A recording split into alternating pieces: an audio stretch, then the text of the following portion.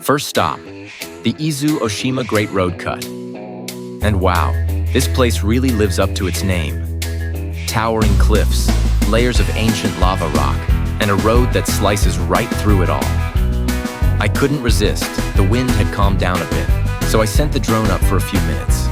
Totally worth it. The footage looks amazing.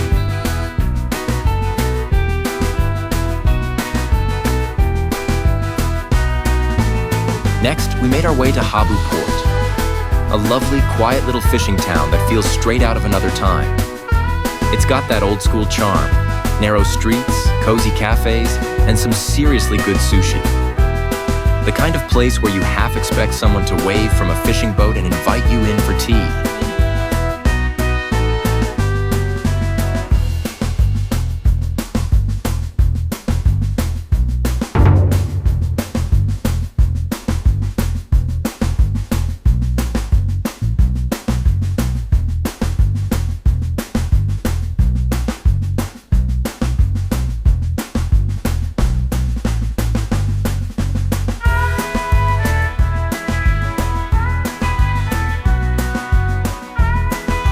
After that, we drove up the coast to Fukushima, a tiny little rock island.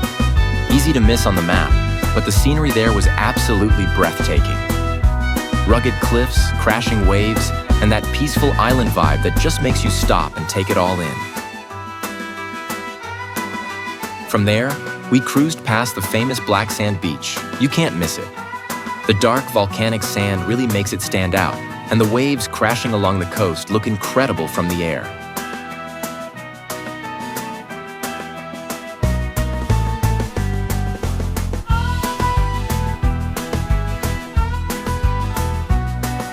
And finally, we stopped at Furusato Camping Ground, home to a pretty cool suspension bridge.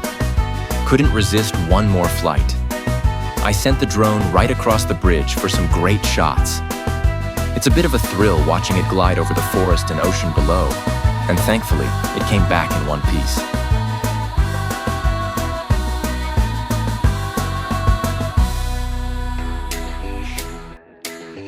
So that's a quick look at beautiful Izu-Oshima, a small island with big character.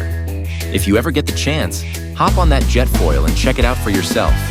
Don't forget to like, subscribe, and I'll see you in the next adventure.